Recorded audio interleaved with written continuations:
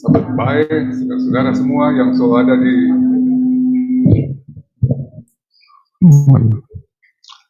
sahabat baik, puji Tuhan, walaupun hanya terbatas pertemuan di tempat ini, tapi saya yakin ada banyak saudara-saudara kita yang bergabung secara online.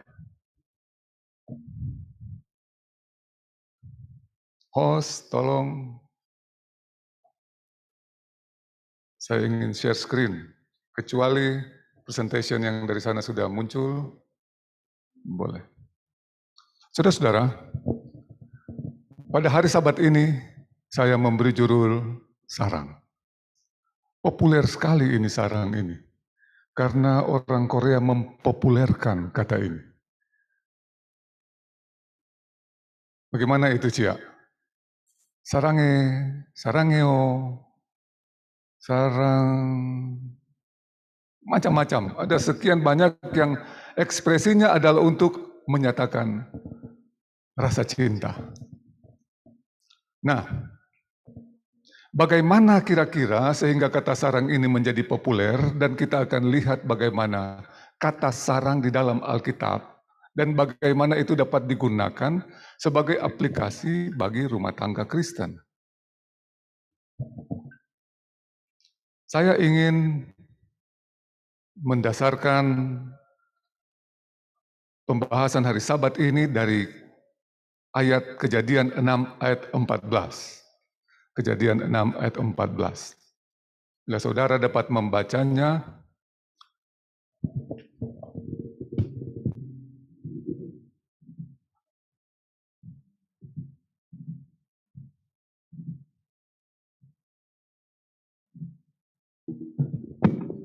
buatlah bagimu sebuah bahtera dari kayu gofir.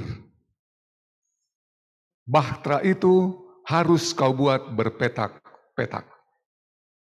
Nah, bahtera telah menjadi suatu ilustrasi untuk rumah tangga. Bahtera. Tetapi di dalam bahtera itu sendiri, ada satu kata yang saya ambil untuk menjadi pijakan pemberitaan firman Tuhan ini. Di dalam Alkitab kita disebut berpetak-petak, atau di dalam bahasa Inggris disebut rooms. Maka rooms dan berpetak-petak itu, atau petak-petak itu, datang dari bahasa Ibrani ken, yang artinya sarang. Ya tidak salah ya, bahwa kotak-kotak atau ruangan-ruangan di dalam bahtera itu, ken itu adalah sarang-sarang. Ya, jadi pasti ada sarang untuk ular di sana, ada sarang untuk hewan apa saja, dan demikianlah firman Tuhan menggunakan kata ken, kata sarang di Alkitab yang digunakan beberapa kali untuk istilah atau bahasa yang disebut petak-petak atau rooms. Baik, apa sebenarnya sarang itu? Kita lihat dalam kehidupan di sekitar kita. Sarang adalah tempat bertelur burung dan unggas. Ya, sudah umum sekali itu. Tetapi kalau kita sebut sarang tikus, itu tempat beranak. Ada juga ya, tempat tinggal tikus. Ada juga sarang yang lain yang ada di sekitar kita, sarang elang. Tempat untuk memelihara anak. Biasanya sarang elang ditempatkan di puncak-puncak gunung atau di puncak-puncak pohon yang tinggi. Dia menaruh sarangnya di tempat yang tinggi. Ada lagi ini, apa ini? Sarang lebah? Belum kena. Jadi saya buat ini supaya yang hadir langsung bisa berinteraksi. Ini sarang semut, sarang bifi. Orang pakai bahasa sehari-hari saja ini. Ini DP nama sarang bifi. Dan istimewanya sarang semut ini, selain menjadi tempat tinggal bagi semut atau bifi, sarang bifi ini juga secara tradisional dapat dikelola untuk menjadi obat. Jadi, di dalam sarang bifi ada pabrik obat. Oke. Hafal-hafal ini ilustrasi karena orang nanti kemudian tarik aplikasi bagaimana ini digunakan dalam rumah tangga kita. Ada sarang lain, namanya sarang penyamun. Ada apa di sarang penyamun? Ada kumpulan orang-orang jahat bersembunyi. Tempat persembunyian orang-orang jahat. Kalau ini sarang apa? Sarang laba-laba. Apa dia punya fungsi? Apa dia punya fungsi ini sarang laba-laba? Tempat cari makan. Bukan sedikit juga rumah tangga punya bisnis rumahan. Rumah mereka, rumah tangga mereka bersama-sama berusaha untuk cari nafkah. Ini sudah jelas sekali. Ini sarang ofu. Sarang ngengeng. Sarang ngengeng ini. Dari suara, orang-orang Manado kasih nama dia berdasarkan suaranya sendiri. Sarang ngengeng. Ada apa di sarang ngengeng ini? Tempat menyimpan makanan mereka. Bukan cuma ngengeng ofu ini simpan makanan untuk mereka, tapi itu juga menjadi makanan yang sehat untuk kita yang senang dengan madu. Kalau ini sarang apa? Ini sarang juga ini. Betul pendeta, sarang penyakit. Sebagai sarang penyakit, maka dia menjadi tempat atau sumber penyakit. Oke, pikir-pikir baik-baik. Buat orang rumah tangga, jangan jadi sarang ini. Sarang sumber penyakit. Oke, kita cepat-cepat saja. Ini sarang apa ini? Sarang burung ini. Begitu, sarang burung walet lah supaya semua benar. Sarang burung walet. Di tempat ini mereka buat makanan. Dan makanan ini menjadi sup yang mahal, menjadi obat tradisional, mahal sekali. Di banyak tempat punya ini tempat-tempat untuk sarang walet. Mau tanya, dari mana sarang walet ini dibuat? Bahan utama membuat sarang walet ini? Hah?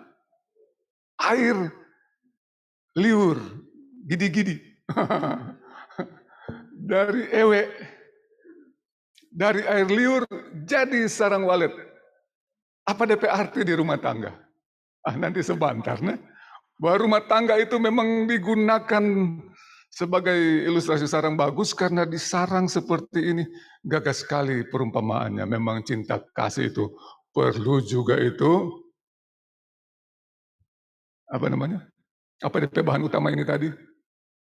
Saudara-saudara sudah tahu, baku-baku ciong, baku-baku sayang, seperti sarang walet terbentuk dari ewe-ewe. Begitu. Sedikit begitu, sebegitu itu DP arti secara langsung. Nah, sarang digunakan Alkitab untuk rumah tangga. Kita sudah jelaskan pertama. Mari kita lihat ayatnya. Supaya kita bisa ambil langsung aplikasinya ya. Bahkan burung pipit telah mendapat sebuah rumah dan burung layang-layang sebuah sarang. Tempat menaruh anak-anaknya pada mezbah-mezbahmu. Ya Tuhan semesta alam, ya Rajaku dan Allahku. Burung pipit tahu pilih tampa untuk sarangnya. Apa ini burung pipit di bahasa hari-hari? Burung gereja. Burung gereja tahu taruh DP sarang di gereja. Supaya di sana dia pelihara, dia besarkan anak-anaknya. Coba kita pikir. Kita juga perlu membangun kita punya sarang, kita punya rumah tangga. Betul-betul di gereja. Supaya orang pesarang menjadi tempat, sarang rumah tangga itu menjadi tempat untuk membesarkan anak-anak di gereja. Jangan burung lebih pandai dari orang. Spesial sekali kalau di tempat-tempat lain ada kostor-kostor. Orang dapat tampa di gereja. Ada pastori. Orang dapat tampa di gereja. Bersyukur itu secara fisik, tetapi secara makna rohani. Biarlah orang punya rumah tangga menjadi tempat untuk membesarkan anak-anak yang takut akan Tuhan. Ayat yang lain, Ulangan 32 ayat 11. Laksana Raja Wali menggoyang bangkitkan isi sarangnya. Di terjemahan bahasa Indonesia sehari-hari dia katakan, seperti burung elang yang mengajar anaknya terbang, melayang-layang di atas anak-anaknya, mengembangkan sayapnya, menampung seekor dan mendukungnya di atas kepaknya. Itu cara burung Raja Wali atau burung elang. Raja Wali atau elang di sini digunakan sebagai ilustrasi untuk kasih Tuhan bagaimana ingin menjaga rumah tangga Tuhan. Menjaga anak-anak daripada burung-burung ini. Menjaga anak-anak dari rumah tangga Tuhan. Tuhan punya perhatian. Di Efesus bilang seperti Tuhan mengasihi umatnya, jemaatnya. Itu perhatian Tuhan kepada rumah tangga. Tuhan sayang sekali rumah, dia jaga. Kalau ada menyaksikan dari rumah saudara saya Alvin, di Unclub ada adiknya, orang sebut dengan Sir Anton. Ada anaknya waktu masih kecil, ya. Di depan rumah mereka ada pohon kecil, pohon dia pakai batas-batas pagar itu rimbun-rimbun bagus. Burung-burung datang basarang di situ. Oke. Burung datang basarang. Banyak sarang burung. Kok ini anak kecil perhatikan burung so datang. Apa dia buat? Dia sengaja goyang-goyang ini pohon. Goyang. Karena ini pohon ini asik sekali. Saudara tahu kalau dia goyang, pertama dia goyang, mama terbang. Papa terbang. Dia goyang lagi, Ada burung kecil jatuh. 1 ekor jatuh, 2 ekor jatuh. Sudah lebih besar anak ini, dia sudah bagoyang-goyang pohon. Pohon yang ada burung dan ada sarang ini. Tapi saudara bisa lihat ilustrasi itu. Bahwa rumah tangga Tuhan itu, walaupun Tuhan berusaha untuk menjaga dan mendukung pertumbuhannya, tetapi banyak kali kondisinya seperti sarang-sarang burung anak-anak pakai bermain. Usaha jahat suka untuk menggoncang rumah tangga Tuhan. Anak-anak jatuh, orang tua lari dari sarang. Kita lihat, harus menjadi kepedulian bagi kita untuk menjaga karena bukan sedikit tantangan rumah tangga Tuhan. Ada saja usaha jahat untuk mengganggu, untuk membuat sarang ini tidak menjadi sarang seperti bagaimana itu dibangun dan bagaimana itu dimaksudkan untuk menjadi kehidupan pemeliharaan bagi induk dan bagi anak-anaknya. Ada ayat yang lain, Amsal 27 ayat 8. Seperti burung yang lari dari sarangnya, demikianlah orang yang lari dari kediamannya. Atau bahasa Indonesia hari-hari, seperti orang yang meninggalkan rumahnya. Saudara-saudara, ada saja burung yang lari dari sarangnya. Ada. Entah bagaimana soalnya tidak tahan pada orang pesarang, dia so terbang. Dia so terbang. Nah, kenapa ini burung lari dari pesarang? Nah, saudara bisa menganalisa macam-macam. Kenapa ini burung boleh kasih tinggal di pesarang? Coba kasih pemikiran. Banyak alasan. Ya, kurang baku-baku tetos tuh di dalam. Soalnya tidak ada kasih sayang antar induk. Begitu tuh kan? Kasih sayang tidak lagi membungkus persatuan di dalam sarang. Ini cuma kita ambil ilustrasi dari kehidupan di alam. Oh, jangan-jangan so ada ular masuk. Ya bukan sedikit itu ular-ular pohon kecil-kecil masuk di sarang. Kenapa senyum-senyum? Lebih soe lagi kalau burung bajingan so masuk di dalam sarang. Begitu kan? So ada burung soe so masuk di sarang, apa tuh mau jadi? Nah, ini kira-kira gambaran bagaimana sarang itu banyak tantangan. Banyak tantangan sarang itu. Dan itu adalah ibarat yang baik yang digunakan untuk rumah tangga bahwa peduli baik-baik. Banyak hal bisa membuat dan mengganggu sarang itu. Dan akhirnya ada saja, lihat ini gambar menyedihkan sekali. So lari dari sarang, kong akhirnya so kedinginan sendiri. Orang kasih perhatian yang baik untuk rumah tangga kita. Saya berikan contoh di sini beberapa hal yang seringkali dapat mengganggu rumah tangga. Apa yang kita sebut dengan pelecehan, ya, pelecehan, physical abuse. Ya, sudah ada tindakan kekerasan di dalam rumah tangga.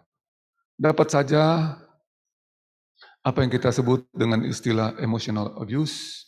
Sudah ada kata-kata yang kasar, yang keras, penghinaan, teriakan, ancaman, dan lain-lain. Yang bikin suasana rumah tangga itu tidak menjadi nyaman kepada salah satu di dalam sarang. Ini bukan ilustrasi baik, ini ilustrasi negatif untuk dihindari.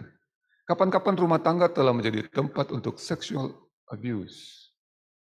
Salah satu pihak merasa tidak nyaman walaupun hubungan kedekatan suami istri atau hubungan cinta kasih yang ingin dimunculkan, tetapi ketika itu dilakukan dengan cara yang salah pada waktu yang tidak tepat, maka itu menjadi abusive, itu menjadi pemaksaan, dan itu tidak baik. Kita sebut istilah biasa hubungan intim, tetapi jangan sempit. Selalu kita bilang jangan sempit bahwa hubungan intim itu adalah sama dengan hubungan seks. Hubungan intim adalah persekutuan secara rohani, secara pikiran, secara ideologi, rencana-rencana. Dari semua persamaan-persamaan itulah kemudian kita sebut sebagai hubungan intim. Yang kita sering sederhanakan hubungan seks itu sebagai hubungan intim, itu terlalu menyederhanakan sehingga rasanya rumah tangga tanpa hubungan seks itu tidak ada lagi keintiman, itu terlalu sempit. Ada begitu banyak rumah tangga dapat bertahan, tetap setia satu dengan yang lain karena sesuatu hal tanpa hubungan seksual, tetapi tetap bertahan setia, ya karena barangkali sedang sakit atau alasan-alasan yang lain. Dapat saja rumah tangga terjadi hal seperti ini, financial abuse. Di kota-kota besar, cara hidup zaman modern telah menuntut pasangan bekerja. Dapat saja kemudian satu bilang, wah orang urus rekening masing-masing. Anda bekerja? Anda bekerja? Tidak masalah sebetulnya kalau ada pengertian dan pengaturan yang baik. Oke, anak-anak dan kebutuhan rumah tangga kita atur, investasi dan lain-lain pakai rekening Bapak. Dapat saja dalam pengaturan yang disepakati bersama. Tetapi ketika sudah ada pemisahan dan masing-masing atur sendiri-sendiri menurut kehendaknya masing-masing, nah disitulah persoalan yang dapat terjadi.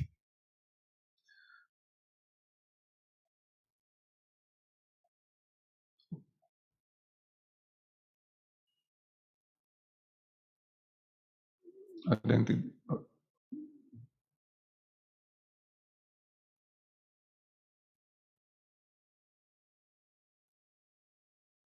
apakah sinyal yang sudah lemah?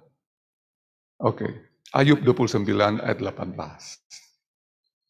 Harapanku ialah mencapai umur yang tinggi dan mati dengan tenang di rumahku sendiri. Ideal sekali, tetapi ini salah satu ayat yang baik untuk keluarga-keluarga Tuhan. Umat-umat Tuhan, orang-orang Advent, keluarga-keluarga kita. Ayub mencatat kalimat ini, aduh kalau aku mati dengan tenang di rumahku sendiri. Bagus toh ini. Sampai tua, baku-baku sayang, dan ada sama-sama. No, bagaimana supaya orang baku-baku sayang dan sampai mati ada di sana? Saya kasih catatan sedikit di sini. Berarti rumah tangga, sarang itu, ya. Alkitab kita terjemahan baru disebut bersama-sama dengan sarangku. Ya, di bahasa Indonesia sehari-hari bilang di rumahku. Sarang itu menjadi tempat untuk ada makanan yang baik, ya, umur panjang, sehat. Sarang rumah tangga itu memiliki ketenangan sehingga memberi suasana yang nyaman bagi semua seisi rumah tangga. Ada banyak cara kita dapat mengembangkan rumah tangga yang nyaman, ada fasilitas-fasilitas di rumah tangga supaya barangkali tidak perlu buang waktu ke gym, sudah ada fasilitas-fasilitas bagi suami, istri, anak-anak di rumah tangga. Tetapi ingat, burung-burung membangun sarang tidak membandingkan satu sarang dengan sarang yang lain. Burung-burung membangun sarang tidak membandingkan, mari kita membuat sarang lebih baik dari sarang yang dibuat teman kita.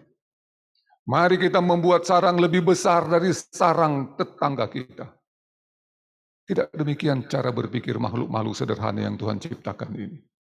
Kalau beberapa ayat kita sudah lihat bahwa sarang telah menjadi kata yang digunakan sebagai ilustrasi untuk rumah tangga, barangkali kita perlu renungkan juga bagaimana cara hidup burung-burung ini, makhluk-makhluk yang mempunyai sarang secara umum ini.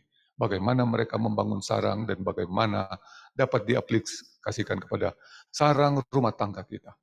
Supaya kita tidak berlomba-lomba mengisi semua kebutuhan di rumah seperti contoh-contoh saya tadi hanya untuk pamer, bukan untuk kepentingan. Coba kredit banyak hanya untuk supaya kelihatan wow ketika ada orang lain datang ke rumah. Kita harus mengatur dengan bijaksana. Walaupun tidak secara langsung ayat ini, tetapi secara umum dapat memberikan nasihat untuk pengaturan uang yang baik. Celaka atau terkutuklah orang yang mengambil laba yang tidak halal. So berusaha bekerja keras segala macam cara untuk mendapatkan keuntungan. perolehan yang baik, tetapi dengan cara yang haram. Untuk apa? Untuk keperluan rumah. Untuk memperkaya keluarga. Dalam terjemahan Alkitab yang lain. Di seberang orang buang kulkas, kita buang, kita punya screen TV baru besar. Bersaing di tempat sampah. Iya. Di sebelah orang buang kulkas baru, wah kita buang mobil baru. Oh, selalu ngomong itu kan. Bukan begitu, bersaing kok di tempat yang baik, bukan di tempat sampah. Ini cuma contoh, tapi saya pikir ayat ini baik untuk kita renungkan. Jangan kita bersaing, jangan kita berusaha untuk menaruh tempat di tinggi, padahal tidak mampu ke sana. Berusaha taruh di tinggi, padahal tidak mampu. Kita cukuplah dengan apa rezeki yang Tuhan berikan kepada kita. Dan tetap berusaha dengan baik dan jujur. Rajin bekerja. Mari, saudara-saudara. Saya lihat dulu waktu ini. 23 menit. Baik. Mari kita lihat ayat terakhir ini sudah menjadi ayat tema kita. Buatlah bagimu sebuah bahtera dari kayu gofir. Bahtera itu harus kau buat berpetak-petak dan harus kau tutup dengan pakal dari luar dan dari dalam. Bahtera termasuk di dalamnya rumah tangga ini, ken, rooms atau kamar-kamar ini, petak-petak ini, itu harus di kafar bahasa Ibraninya. Bahasa Inggrisnya cover. Harus di pakal bahasa Indonesia. Pakai ter. Dari dalam dan dari luar. Dari bahan yang fleksibel. Ya, dari dalam dan dari luar, supaya ketika ini kapal di air, di waktu ada perbedaan suhu, dia dapat memuai atau menyusut, tetapi air atau gangguan tidak masuk ke dalam bahtera atau ke dalam rumah tangga kita. Apa maksudnya ini? Saudara, kalau kita teliti dengan bahasa-bahasa digunakan Alkitab, kata cover ini, kata kafar ini ada di kemah suci. Itu adalah bagian yang paling kudus yang disebut sebagai takhta Allah. Itulah yang disebut dalam bahasa Ibrani kaporet. Dalam bahasa Indonesia, tutup pendamaian. Tutup pendamaian ini adalah ilustrasi penebusan di dalam Yesus Kristus. Bagaimana penebusan terjadi, dilambangkan bahwa kaporet ini dikunjungi oleh imam besar pada hari raya Kipur. Sudah lihat kata-katanya? Pada hari raya Kipur, kapar ini, namanya kaporet ini dikunjungi. Dan apa ditaruh di sana? Darah. Darah yang merujuk atau merefer kepada janji juru selamat yang akan menghapus dosa. Ada banyak hal menantang rumah tangga kita. Ada banyak persoalan di rumah tangga kita. Tetapi kalau itu betul-betul ditutup dari dalam dan dari luar dengan bahan pendamaian yang fleksibel itu, maka orang rumah tangga dapat tertolong dalam banyak hal. Banyak kali istri bikin salah, tetapi itu tutup pendamaian itu fleksibel enough untuk cover kesalahan daripada, siapa saya bilang tadi? Istri bikin salah. Banyak kali istri bikin salah, tapi itu cover. Ya. Banyak kali suami bikin salah suami, tapi itu istri punya kaporet, punya tutup pendamaian, luas sekali. Banyak persoalan di rumah tangga, anak-anak bikin persoalan, dapat saja seperti itu. Tetapi ketika kita memandang kepada kaporet, kita punya lobang-lobang ditutup dengan rapi. Kita tidak bocor, ember bocor ke sana kemari itu persoalan di dalam rumah tangga. So, tutup bagus dari luar dari dalam. Orang hanya pasrahkan ke dalam tangan Tuhan. Efesus 5 ayat 25. Walaupun nasihat itu kepada suami, tetapi itu harus menjadi nasihat untuk pasangan. Ya, ini inklusif nasihat ini. Hai suami, kasihilah istrimu sebagaimana Kristus telah mengasihi jemaat. Kalau kita ada masalah tetapi kita melihat kepada Yesus, melihat kepada salib, saya yakin ada banyak masalah dapat ditutup. Tetapi kalau kita ada masalah, kemudian kita lihat ke tetangga, kemudian kita dekat-dekat ke pengadilan untuk urus-urus orang bercerai.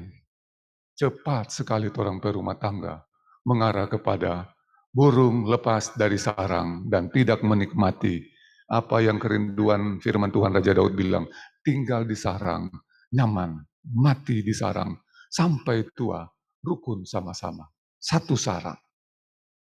Saudara-saudara, saya yakin dalam situasi yang tidak ideal di mana saja, ada saja suasana rumah tangga sudah terlanjur dan sudah terganggu. Dapat saja. Tetapi sudahlah, yang sudah terjadi, sudah terjadi. Tetapi kepada keluarga-keluarga Tuhan, kita tetap nasihatkan hal yang baik. Saya pasti, saya sebagai pendeta, beberapa tempat orang bertanya, tidak ada satu orang pendeta gereja, kemudian datang pasangan yang punya masalah, pendeta kita semua cerai, kemudian pendeta anjurkan, pergi Jo, urus Jo, perceraian baik-baik. Apapun alasannya, sudah ada kekerasan di rumah tangga, pendeta tidak pernah menganjurkan untuk pisah. Saudara-saudara, tetap percaya kepada Tuhan, pandang kepada salib Yesus, banyak masalah dapat diselesaikan, kasih kita dapat diextend menjadi lebih luas dan lebih besar, sebagaimana Yesus menerima kita yang terus berdosa ini. Ketika kita diperlakukan tidak adil barangkali di rumah tangga kita punya pengampunan cukup besar, cukup luas, banyak masalah dengan doa dapat diselesaikan. Karena kita sudah tutup baik-baik, kita punya bahtera dengan tutup pendamaian yang memandang kepada Yesus Kristus. Tuhan memberkati saudara-saudara di jemaat Tumauto ini, dan semoga kerinduan kita semua di dalam hubungan rumah tangga yang baik, yang melambangkan hubungan baik antara umatnya, jemaatnya dengan dia, pengantin akan datang untuk menjemput umatnya. Demikian juga harapan kita supaya semua pengantin wanita, jemaat Tuhan, kita semua baik-baik saja. Rumah tangga kita. Bahtera jemaat juga baik-baik saja. Mengantar ini, petak-petak ini, keluarga-keluarga Tuhan ini. Rukun dan tentunya harapan kita pada waktu hari kedatangan Tuhan tidak ada di antara kita yang ketinggalan. Semua kita dapat menikmati sarang baru di kerajaan surga. Tuhan memberkati kita semua. Amin. Terima kasih Pendeta Sibi. Untuk melengkapi akan firman Tuhan yang sudah dibawakan, kita akan doa berkat oleh Pendeta Robert Sibi.